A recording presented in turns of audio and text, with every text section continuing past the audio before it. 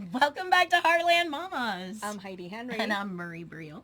And we are coming to you on a special episode Thursday to talk about the second set of presidential debates. Right? First set, second night. Right. First set, second night. So Thursday night, tonight, we will be at in Oswego at the Kendall County Democrats. Right. You can find the link. We will have already posted it, but if they still have seats available, we'd love to see you and have you come out. Thursday, you do have to make reservations to be there. So make sure that you do. But we're going to be asking people what their impressions are about that night, who their favorites might be, and at the end of the night and throughout, we'll ask if their opinions have changed. Well, and that's a really good point. If their opinions had changed and if there was any changes from the first night of the debate.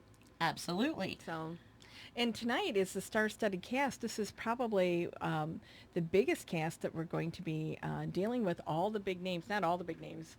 A lot of the larger, more well-known nationally candidates are going to be on the stage Thursday night. And this is going to be a hard time for them to differentiate themselves from one another because their platforms are very similar. But so when you get Joe Biden and Bernie Sanders and Kamala Harris and Pete Buttigieg. I'm sorry. Mayor Pete, I love saying your name that way. It just gives me so much joy. Buttigieg. And I struggle with it. And I told her I'm going to boot her off the edge of a cliff if she doesn't learn how to say it. Well, and the thing with Mayor Pete is, I got to see him last year down in Springfield. He filled in for Joe Biden, who was out sick. At the convention and at Democrat Days down in Springfield during the fair, the chairman's brunch, and he was amazing. And the group I was with, I remember saying to him, one day this guy's going to run for president. Well, she did. Here we are. You're saying that too, yeah. Let's go through who else is just the names. Micheal Bennet. Kirsten Gillibrand. Eric Swalwell. I'm sorry, John Hickenlooper. Big props to one of our followers on Twitter. You were great.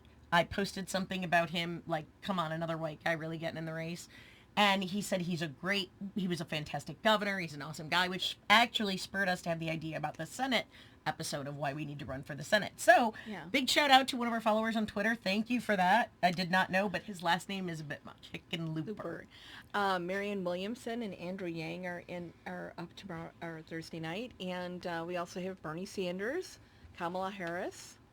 So I'd like to go back to Mayor Pete because he's been in the news a lot this week because they had a shooting in South Bend that may have been racially motivated, and I think it's still being discussed in the town. I think he's got some work to do there in South Bend. He does. And, aside from the controversy, I mean, running for office reveals who you truly are. Yeah. Because it is the most intense, stressful, emotional roller coaster ride, more so than parenting. And both of us can attest to that. You have days, I was told you'll have your greatest days and your worst days all sometimes in the same week.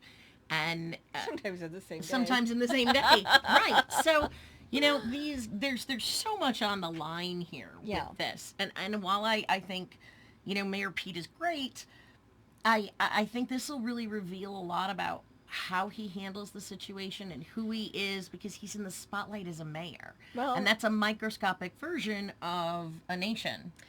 He's had a couple of Rahm Emanuel Mayor 1% moves in South Bend, and he's done wonderful things for South Bend. There's always also been some challenges that he's faced, and so we know who he is. He gets a lot of attention. Let's move on to our next. He's a veteran too, right? And a wonderful. Seems like he speaks 7 languages.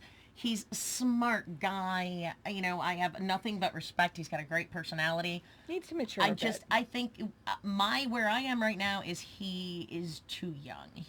And by young, no offense, not talking necessarily age, we have other on the debate stage who are going to be that young as well, but just polished, just understanding.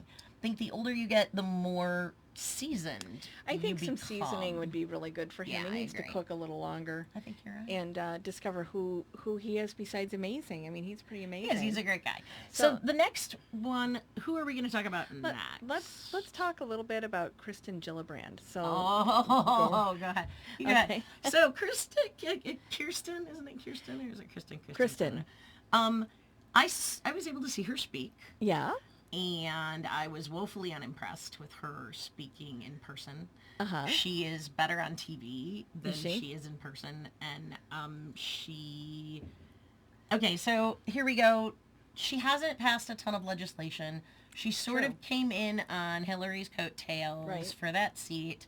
I don't feel that her campaign has been one giant misstep after another. Trying to identify as a working mom when one of your kids is off at private school and your husband is raising one 8-year-old and you travel home every night. Like, really? Yeah. No, don't do that. And then, but I guess my biggest issue with her was, I understand the Me Too movement. Both of us have fallen prey to them, have been victim or survivors of the Me Too movement. We've had Me Too experiences. Sorry. We know it. We know women who, I used to be a domestic violence counselor.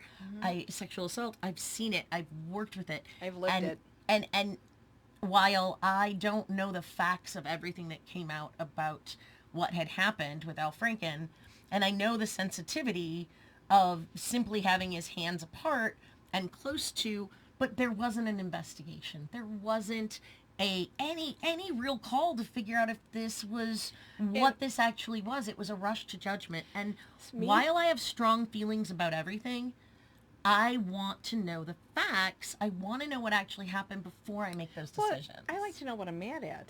You know, well, no, here's my favorite analogy. Don't get mad at the dog for crapping on the rug when it was the cat's fault. Right?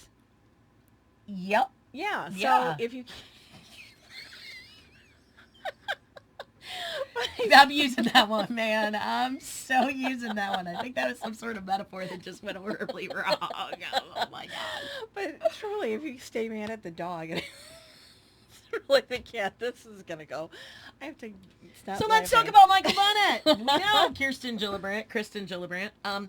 I think her campaign has been poorly run. I think her messaging is off. She hasn't found her voice. She doesn't have a voice, and she pissed off if you're on social media and you see their ads, what am I thinking? Oh my gosh, right? Like, well, here's my whole thing. And they're just a hit up for money. But Yeah. if you go on there, if you just read the tweets or the replies to it, you can get a feel for where they're standing. And I'll tell you, on Gillibrand's, I'm working for you. Guts. No. People don't even bother putting a GIF or an insult on her anymore. Everyone just replies no. I just scroll past. So, I'm thinking we don't really have too much attention. Can I make one more thing about Al Franken? Those of us who are Me Too survivors know the difference between sexual assault and mugging for the camera. Correct. He was a comedian. He was a writer. He was mugging. However... It was wrong. It was wrong. And in this time frame, it's like the song, it sort of feels a bit like the song, Baby It's Cold Outside. They were really talking about how that was so, so. But then the other side of it was she was very codish. She was like, I want to stay. Like maybe say, like it was a casual play. She slipped something in her drink. No. She said, what's in this drink? Well, yeah, all right. There might be some creepiness there. Okay. That song has always creeped me out. But it was before they really slipped Mickeys. It wasn't like in the that was during the slipping Mickey stage. No, that was like... Oh, honey. All right, sorry, we are so off track. Anyway, let's go back. So, as far as Gillibrand goes, that's where we stand with her, or at least our opinions. Yeah. So, let's talk about let's talk about Eric Swalwell. Okay, Eric Swalwell, his motto is... to make sure if you work hard, it adds up to doing better and dreaming bigger. That's his motto.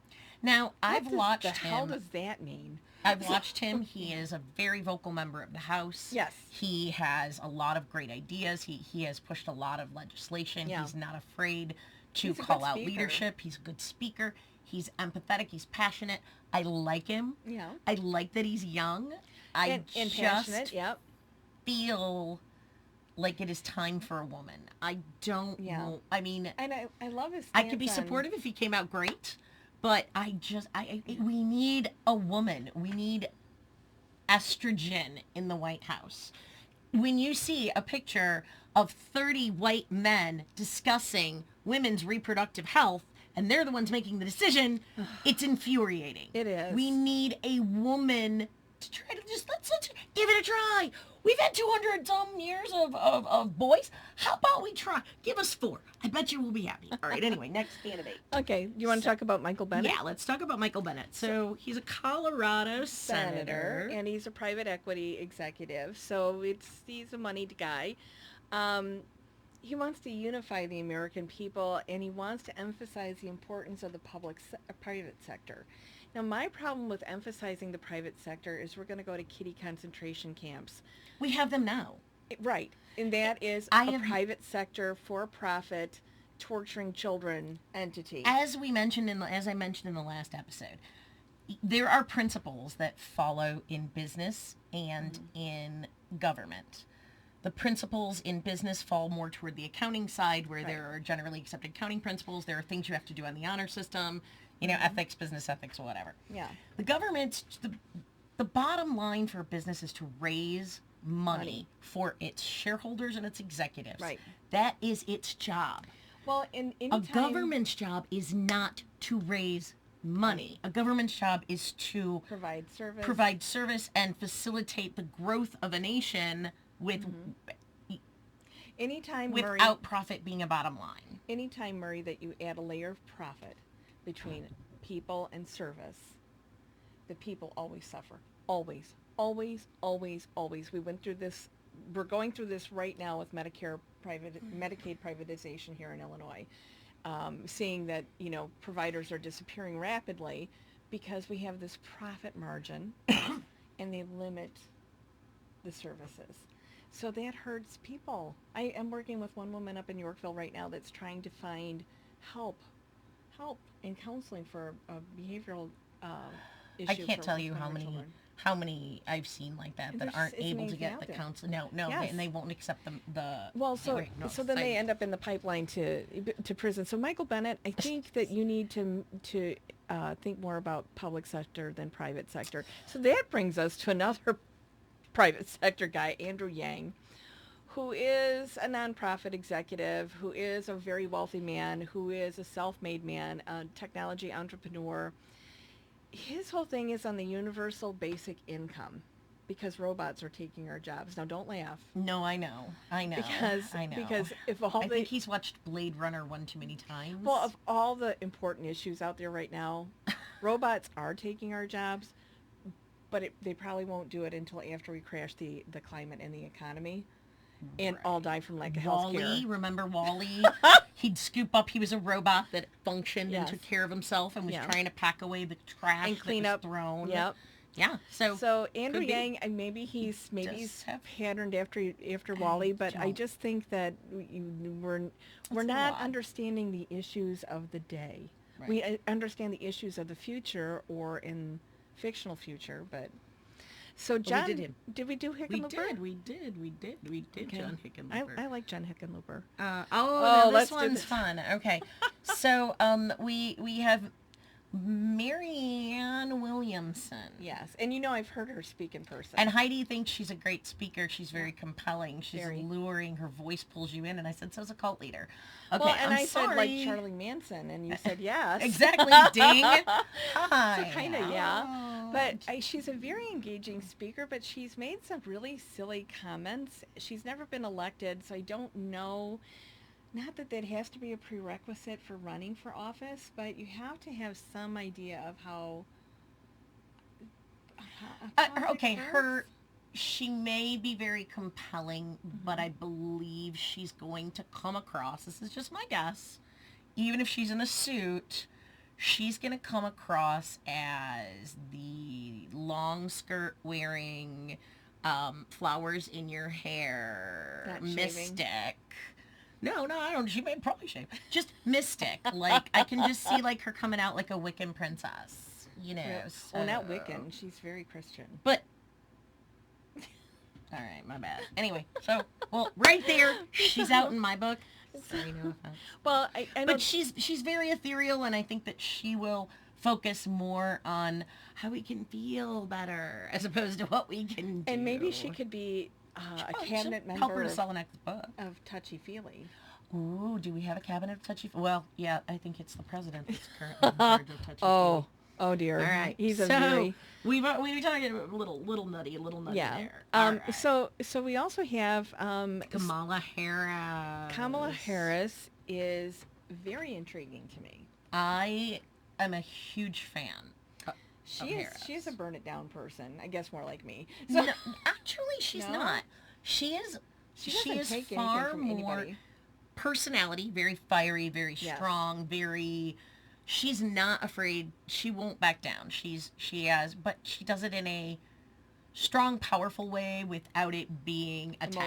attackish. Yeah. You know, like she's smart. She's a bulldog. She knows. She's a prosecutor.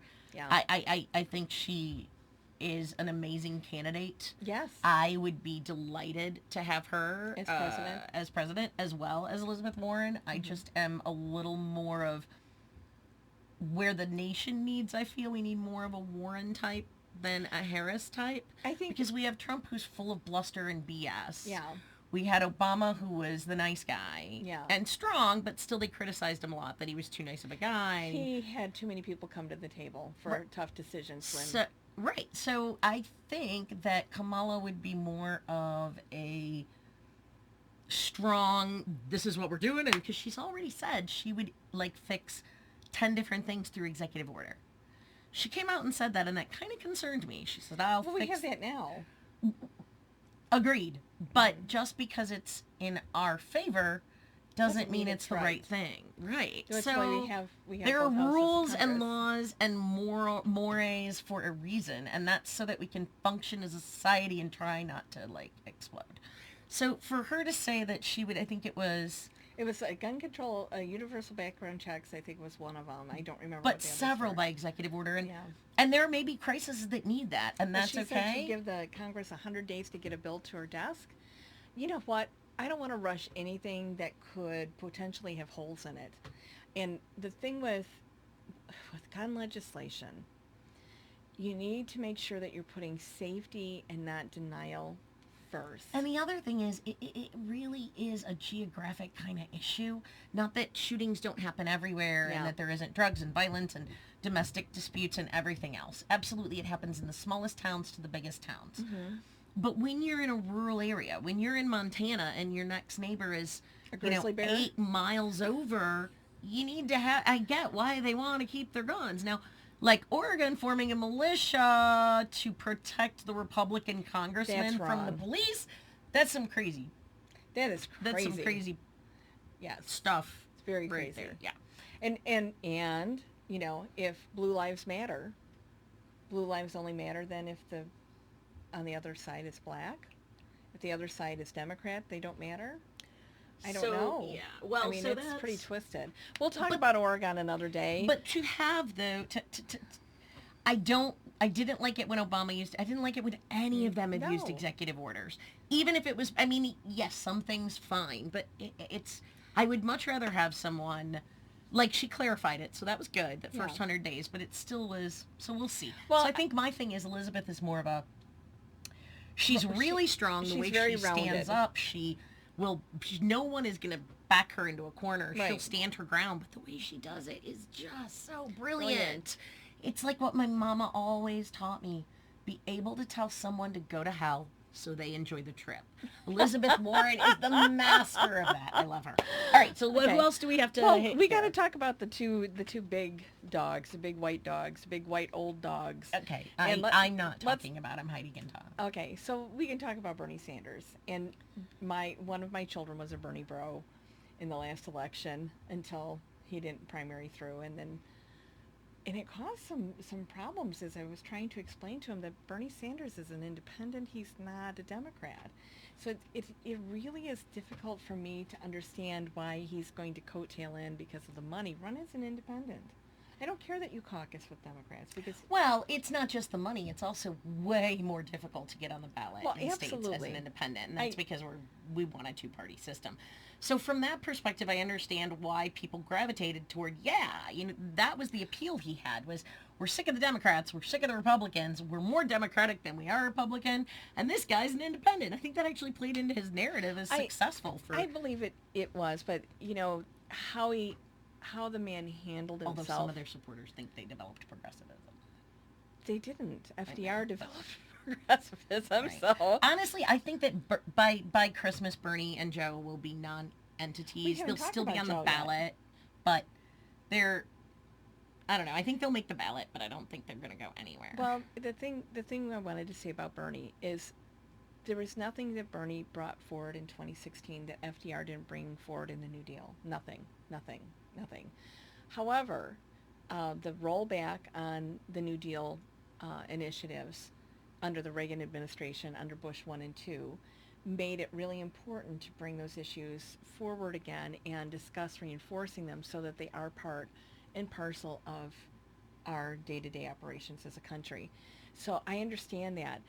Sometimes I felt like he was promising the earth and the moon and the stars without explaining why it was important That or was how the to pay biggest for it. problem I had with him too, was Yeah. that there was a lot of energy, and that was great. I found him sort of personally irritate, like creepy. I don't know, something about him I don't think personally he's wasn't. creepy, but No, personally, I'm just Yeah. saying my impression is I just got a weird vibe. Like something about him didn't set with me for some reason. Well, but yeah. regardless, I would have been supportive. But the Sure. thing was, is that there wasn't the policy to back it up. Yet I know on the other side, everybody with Hillary being too entrenched in businesses, blah blah blah. I get it, but Oh, you know what? I was a strong Hillary, supporter. It had some of the buttons on the wall back there. However, Hillary's close ties with the business sector really worried me. But again, you talked about having estrogen in the White House. I really felt it was time to have. You will never have sustainable progressivism in this country without sustainable feminism. And that sustainable feminism is going to come in the form of a female president. I couldn't agree more.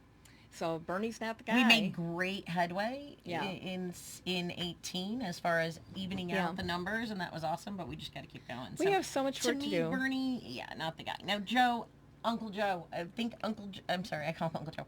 He did a lot of wonderful things, and I know there's been a lot of talk about him. His campaign saying don't mention the segregationists, and he did anyway. And then John Lewis coming in, and John Lewis saying, hey, this guy is like the farthest thing from a racist that you'll ever know. He had the Black Caucus come in. Every prominent black leader came out saying, and Joe this Biden isn't may who he have is. said some words that didn't make sense, but his actions have made him a very inclusive person. His actions speak louder than words to me. And Joe Biden's actions throughout his career, his voting record, his stances on things, the actions he's taken, by and large, I mean, he's had some serious gaffes in there. Everybody has had difficulties when you're a politician, you can't always vote the way you want. Well- Sounds crazy, but sometimes you don't get, And you don't have the right information, or information changes. Remember, some of these votes we're criticizing these folks were 20, 30, 40 years ago, when we didn't have the internet, we didn't have the information. We don't know what else was going on or what had to happen. So, or the ramifications of what those choices might have been. Well, and everybody evolves. Right. The person right. I was And if 20 years ago, I I'm would not not the same. want, if Joe Biden was the same guy he was 20 years ago, I wouldn't want him. I wouldn't want No. anybody. You have to grow Well, evolve. even when Obama tapped him to be VP, I was like, oh, not Biden. But watching... Everybody said that. No. I liked Uncle Joe. He's a great VP. Put him on the ticket as VP. No. Go Kamala and Biden. Oh, look at your eyes. I would like to see Warren and Harris, but, that's just me. I don't know. Do you think America could stomach a double female ticket? Hell yeah, because we're 52% of the population. If we could get those few Republican chickies over here, we'd be set. But yeah, I don't know. if we I can don't pull know. that off. Yeah, I know. I think we're going to need to throw some white guy in there. I'm sorry. It's the way it is. I wish it wasn't. Well, I told you what my middle son said to me, right? what did he say? So we're a very liberal family. We talk about everything. We're very open about everything. We ask questions if we don't know. Mm-hmm. So my son and I were walking into Target, and we were talking about, this is last fall, and we're talking about another stand your ground shooting in Florida. And he's like, what's up with the white people? And it didn't even faze me because we're just a weird family. And I said, yeah, I said, well, so we started talking about the law, and he's like, but it's always a white guy that's doing the, shooting, and it just doesn't, so we're talking about justice. Mm-hmm. And then we talk about this throughout the entire store of Target, and on our way out, he looks at me and goes, Mom, I've never really felt like a white guy on the inside. I'm like, well, honey, if we do 23andMe, maybe we'll find out you're not all white. I don't know, we did, who knows? We did, what's the other one? Ancestry? Yeah, Ancestry.com. I couldn't be more white. Ancestry, you can send us money. I was hoping to find something exciting, something different, something you didn't know. And it's like pasty white person, from Scandinavia and Northern Europe, Yeah. That's me. So I said, just because you're white doesn't mean you have to, that white isn't a bad thing.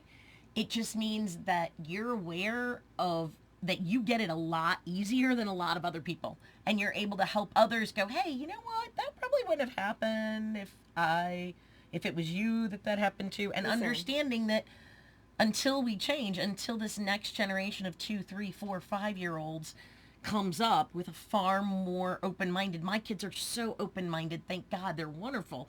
But that's going to take generations. And here's the thing about Joe. Yeah. So I'm going to, crazy lady. I'm going to get back to Joe. The thing about Joe is that these gaffes that he's had in the past, the way he handles the gaffes, and he's genuine. I think he's a good person. I think he would be a great president. But unfortunately, it feels like his learning curve sort of stopped. And he hasn't stayed in touch and in tune with what's going on in the country, with the movement. Like, if you're still growing as a person, then you should be thinking about things. Your team should be saying, hey, remember when you said this? How are you going to explain this? Is this something you're sorry for? Did you mean it? What? That's what should be going on there, and he should be learning from it. Like when he got the comments about being creepy, Uncle Joe, and the touching, he didn't say, I'm sorry I ever made anybody feel that way. It was, I never made anybody feel that, intentionally made anybody. I mean, there is a big difference in the way you address what has happened. That's and old he doesn't get it. That's old white guy privilege, yeah. Dang, So, I mean, and that doesn't mean that they're bad, but I just feel like it is time for some estrogen. We need to really change it. So I will be watching cult leader Marianne Williamson. For amusement purposes? Yeah, for amusement purposes. Andrew Yang, too. I'm thinking that's going to be funny. The rest is... Well, I think it's going to be interesting Thursday night. Wednesday night is going to be kind of Elizabeth Warren and the Muppets, I mean, really, True. Yeah. And then you have, Clash of the Titans on Thursday night. So it ought to be really interesting to see. And it'll be interesting to see what those on the second night figure out from watching the first night. Yeah. And what plays, because they'll have like 12 hours of media cycle talking about the good, the bad, the pros, the cons. Don't buy it, candidates. If you're a candidate for dog walker, I don't care. Don't buy that crap. Stick with what you want. That's Gillibrand's problem.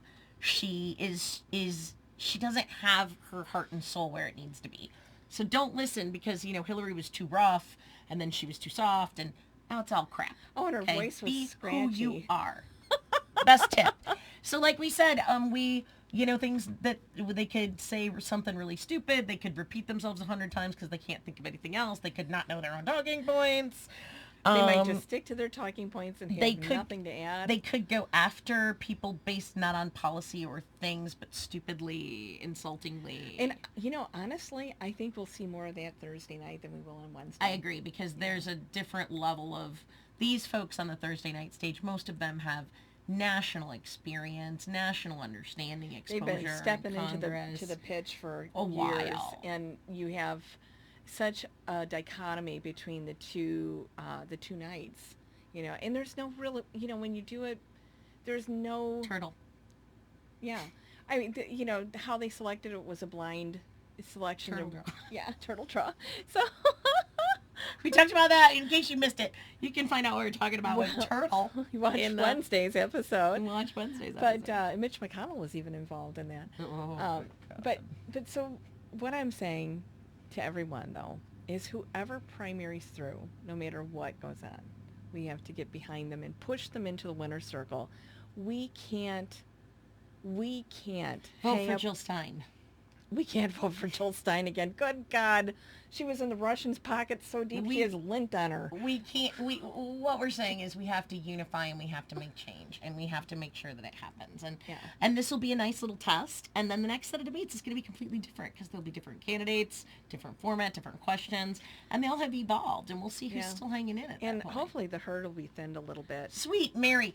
Okay, as a plea from a mama with 3 boys, don't get anyone else in the race. If you're a congressman, if you're a bookseller, if you're a businessman, good for you. Think about running for Congress. Think about running for Senate. We need good senators in these states. Please give it a try. Beto. Go team. We can probably find a place for you. If you're interested, let us know. We'll help you. Please don't join the... 4 years. You got 4 years, 6 years, 8 years, whatever. But just hold on. Your time will come. Your time will come. And stop getting except for maybe Bernie and Biden because they're getting old. Age? I'm not kidding. I am concerned about their age. I was concerned about Trump's. My dad's 20s. Reagan was a bad choice because of his age, and he had Alzheimer's on top of it, and it was just... Reagan was a bad choice. I don't care which way you look at it. Anyway, and one day we're going to do a whole show on how much I hate Ronald Reagan. Yay! I like that. All right, so tonight we will be in Oswego at the Kendall County Democrats. Yes. We will be having a great time. So please like us on Facebook, Twitter, Heartland Mamas, MAMAS. You can find us on the internet. You can find us on Spotify, iHeartRadio, Apple Tunes, whatever. iTunes. Okay. Make sure, please, share with your friends. Let them know. We will be doing our live. We'll be coming in with bits, talking to people throughout the night who are in Oswego, Illinois, and finding out what their thoughts are before and during and after. Right. We're shooting it from an iPhone. And an Android, probably. So, we'll see. And we're going to try to do some Facebook and Twitter Live. Murri hates this. We are not going to be doing... What we'll do is we're going to talk to... Sue, this is Sue Jones from Aurora. Sue, tell me who your favorite is. My favorite right now is Elizabeth Warren because she's the greatest. I know, me too. I love it. Yay. And then we'll go. So then I'll be like, hey, Sue, what's going on? Are you going to be cool? You know, what did you think? Well, I love Elizabeth Warren, but that Cory Booker, those eyes, I think I may have a second choice. So we'll get to see how people's opinions change, and it should be fun. We're probably going to screw it up like 20 times, but hey, what the heck, we'll give it a shot. If you like us and you want to help us not screw up, feel free to donate. We have a button, and we do appreciate you guys tuning in. So we'll see you tomorrow night. Well, we're Thursday, taping Tuesday, so Thursday. I'm doing it as if you're watching it Thursday because you were so blown away by what we did on Wednesday. All these new followers came in. So I wanted them to understand the night. They'd be like, Thursday, these people are crazy. We do this, we record on Sunday nights and Tuesday nights. Mm-hmm. This week we have some extra special things. We may even be going to, we are going to Elizabeth Warren's rally in Chicago. So we can't wait for that. So we'll send some and pics from there. We may change our mind after the debates. Yeah. We could. We could. So we will keep you posted. Thank you so much. Send in your comments and who your favorites are. And one more time, no matter who wins, we're back. Yes, 100%. Yes, we are. And a big thank you to Chris Henry. He is our producer. Thanks for everything, Chris. We love you. We're actually in his studio. He lets us use it, so. What's this, baby? Oh, by the way, I just want to point out, my shirt says "Stand with Bowling Green, Never Remember." So I'm wearing my my Bowling Green shirt for those of you that remember that. Yeah. All right, so thank you very much. We will see you soon. Later. Bye-bye now.